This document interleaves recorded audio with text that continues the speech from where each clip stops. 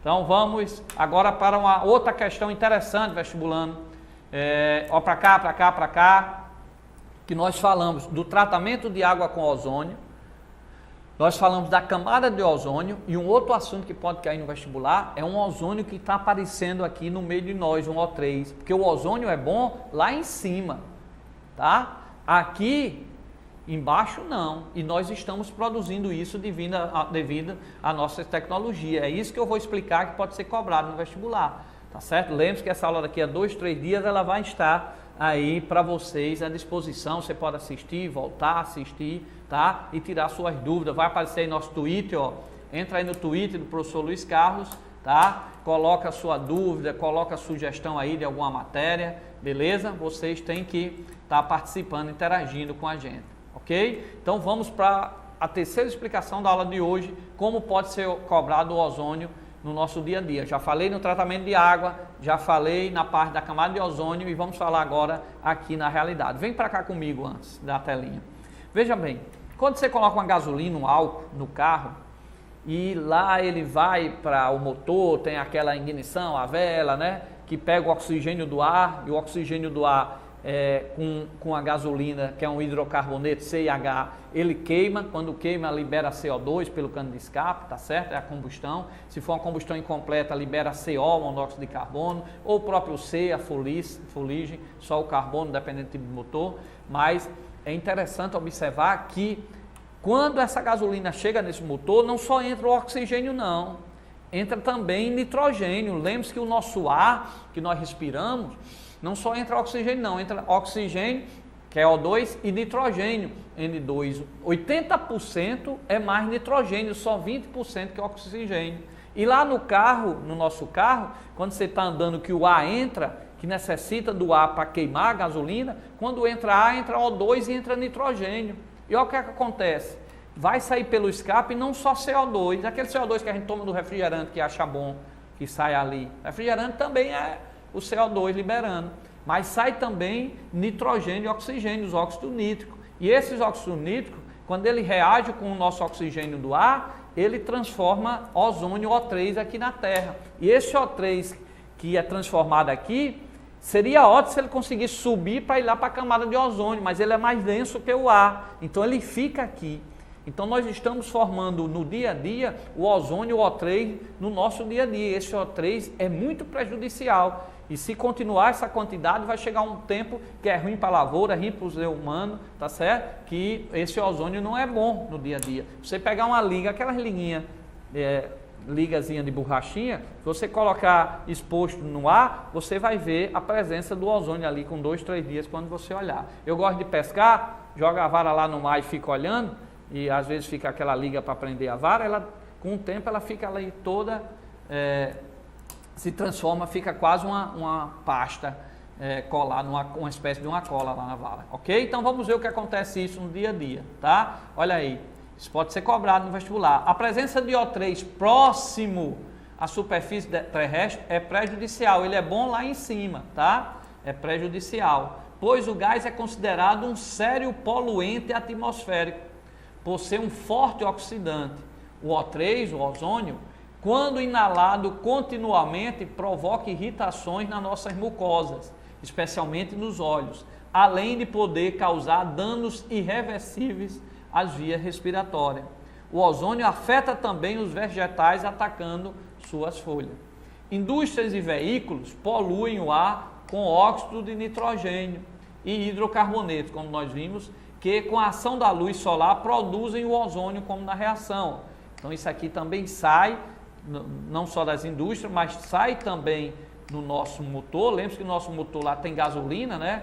Carbono e hidrogênio, mas não reage só com oxigênio não, né? Lembre-se que vem também nitrogênio. Quando o nitrogênio chega lá, tem o oxigênio do ar, e essa reação forma lá os nossos óxidos de nitrogênio, que quando reage a alta temperatura em dias quentes, quando reage com o oxigênio do ar, forma o ozônio. E esse ozônio ele não consegue subir, ele fica aqui na Terra, tá certo? E por que o O2 não sobe? Exatamente mais denso que o ar. Então é importante vocês saberem isso. Olha uma questão que caiu, que muita gente se confundiu com a camada de ozônio. Presta atenção agora, vestibulando. Um poluente lançado por determinada fonte poluidora, poluente primário, pode interagir com outras substâncias presentes no ambiente, gerando outros poluentes, poluente secundário. É assim que o N2 origina o O3. Aí ele deu a questão no vestibular. Está aqui o poluente que sai do cano de escape do carro, de algumas indústrias, é o nosso poluente primário. Ele reage com a luz solar, ó, quebra essas moléculas, tá certo? Que vem reagir aqui com oxigênio, formando o O3, que é o poluente secundário. Porque ele apareceu desse primeiro poluente originado aqui na Terra. Como nós vimos há pouco tempo aqui, ó, o NO2 forma O3. Aqui foi uma equação global. Aqui no vestibular ele colocou a equação menor, mas ele mostrou que os óxidos de nitrogênio aqui embaixo eles formam o ozônio. Aí o que é que acontece? Essas duas transformações estão diretamente relacionadas com, aí vem, primeiro, a presença de ozônio nos grandes centros urbanos como poluente, certo? Cuidado, viu? A presença de ozônio nos grandes centros urbanos usado como poluente, certo? Porque ele disse aqui próximo da Terra. Letra B, o aumento dos buracos da camada de ozônio, não tem nada a ver. Esse ozônio foi produzido aqui embaixo porque, como eu disse, com o nitrogênio do ar, no motor de combustão do nosso carro, não sai só CO2 não, sai também óxido nítrico lá no motor do nosso carro. E esse óxido nítrico com calor reage de novo com o oxigênio do ar, que saiu do escape, pega o oxigênio do ar e, como nós vimos, um dos compostos formados é o ozônio, né? E esse ozônio aparece nos grandes centros porque tem muitos carros. Tá certo? Mas ele aumenta o buraco da camada de ozônio? Não. Esse O3 é o contrário, está formando ozônio. Era bom se esse O3 subisse lá para a camada de ozônio para nos ajudar, mas não sobe, tá certo? Mas então esse A2 está errado. O aumento do buraco da camada de ozônio, não. Se está produzindo ozônio, ó, a questão botou aqui, está produzindo ozônio, então não tem nada a ver com o buraco da camada de ozônio. Está errado esse 2. Esse 3, o aumento da intensidade do efeito estufa. É errado também. Quem provoca o efeito estufa é o CO2 e o CH4. Proveniente muito aí dos motores e da indústria, da combustão, da queima, da gasolina, do álcool, do CO2. E o CH4 da matéria orgânica, dos lixões que sai o metano. Então não tem nada a ver com o efeito estufa. O efeito estufa é o CO2 e o CH4 da agropecuária, que eu falei aqui, foi questão do Enem, que ele sobe, esses dois gases não permitem com que a radiação que bateu na Terra e quer voltar para o espaço, eles não permitem ela sair, e aí vai esquentando mais a Terra. Lembre-se que o efeito estufa é importante, sem o efeito estufa não teria vida na Terra. Mas a gente lançando CO2 e CH4 na atmosfera está aumentando esse efeito estufa, e o aumento do efeito estufa é que é prejudicial. E os gases que provocam o efeito estufa é o CO2, tá? O gás carbônico, e o metano, o CH4.